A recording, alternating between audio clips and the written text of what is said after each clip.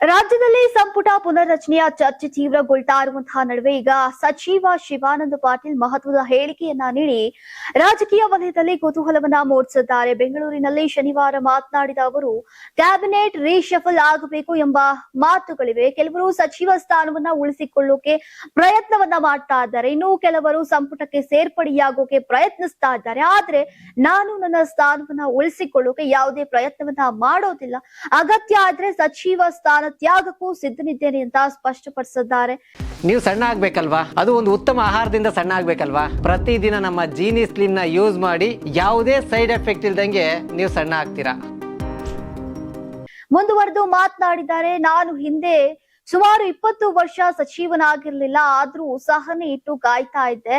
ಕೊನೆಗೆ ಪಕ್ಷದ ನಾಯಕರು ಅವಕಾಶವನ್ನ ನೀಡಿದ್ರು, ಹೀಗಾಗಿ ಇದೀಗ ಸಂಪುಟ ಪುನರ್ರಚನೆ ನಡೆದ್ರೂ ಕೂಡ ನನಗೆ ಯಾವುದೇ ಆತಂಕ ಇಲ್ಲ ಅಂತ ಹೇಳಿದ್ದಾರೆ. ಇದೀಗ ಸಚಿವ ಸ್ಥಾನವನ್ನ ಉಳಿಸಿಕೊಳ್ಳೋಕೆ ಹಲವರು ಲಾಬಿಯನ್ನ ನಡೆಸ್ತಾ ಇರುವಂತಹ ಸಂದರ್ಭದಲ್ಲೇ ಶಿವಾನಂದ ಪಾಟೀಲ್ ಅವರ ಈ ಹೇಳಿಕೆ ರಾಜಕೀಯ ವಲಯದಲ್ಲಿ ಗಮನ ಸೆಳೆದಿದೆ. ಇನ್ನು ಸದ್ಯದ ಮಾಹಿತಿಯ ಪ್ರಕಾರ ಮೇ ತಿಂಗಳಲ್ಲಿ ಸಂಪುಟ ಪುನರ್ರಚನೆ ನಡೆಯುವಂತಹ ಸಾಧ್ಯತೆ ಇದೆ.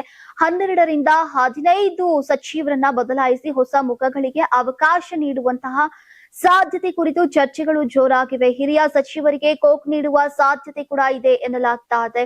ಈ ಹಿನ್ನೆಲೆಯಲ್ಲಿ ಈಗ ರಾಜ್ಯ ರಾಜಕೀಯಗಳಲ್ಲಿ ಚಟುವಟಿಕೆ ಗರಿಗೆದರಿದ್ದು ಈಗ ಯಾರು ಉಳಿತಾರೆ, ಯಾರು ಹೊರಗುಳಿತಾರೆ ಎಂಬ ಕುತೂಹಲ ಹೆಚ್ಚಾಗಿದೆ. ಇನ್ನು ಸಂಪುಟ ಸೇರೋಕೆ ಹಲವಾರು ಆಕಾಂಕ್ಷಿಗಳು ಪ್ರಯತ್ನವನ್ನ ನಡೆಸ್ತಾ ಇರುವಂತಹ ನಡುವೆ ಈಗ ಹೈಕಮಾಂಡ್ ಅಂತಿಮ ನಿರ್ಧಾರವೇ ಎಲ್ಲರ ಗಮನ ಸೆಳೆದಿದೆ. ಒಟ್ಟಾರೆಯಾಗಿ ಸಂಪುಟ ಪುನರ್ರಚನೆಗೂ ಮುನ್ನಾನೇ ರಾಜಕೀಯ ಚಟುವಟಿಕೆಗಳು ತಾರಕಕ್ಕೇರಿದ್ದು ಸಚಿವ ಶಿವಾನಂದ ಪಾಟೀಲ್ ಅವರ ತ್ಯಾಗ ಸಿದ್ಧತೆ ಹೇಳಿಕೆ ಈ ಚರ್ಚೆಗೆ ಹೊಸ ತಿರುವು ನೀಡಿದೆ. ಈಗ ಹೈಕಮಾಂಡ್ ಯಾವ ನಿರ್ಧಾರವನ್ನ ಕೈಗೊಳ್ಳುತ್ತೆ ಎಂಬುದರ ಮೇಲೆ ರಾಜ್ಯ ರಾಜಕೀಯದ ಮುಂದಿನ ದಿಕ್ಕು ಅವಲಂಬಿತವಾಗಿದೆ.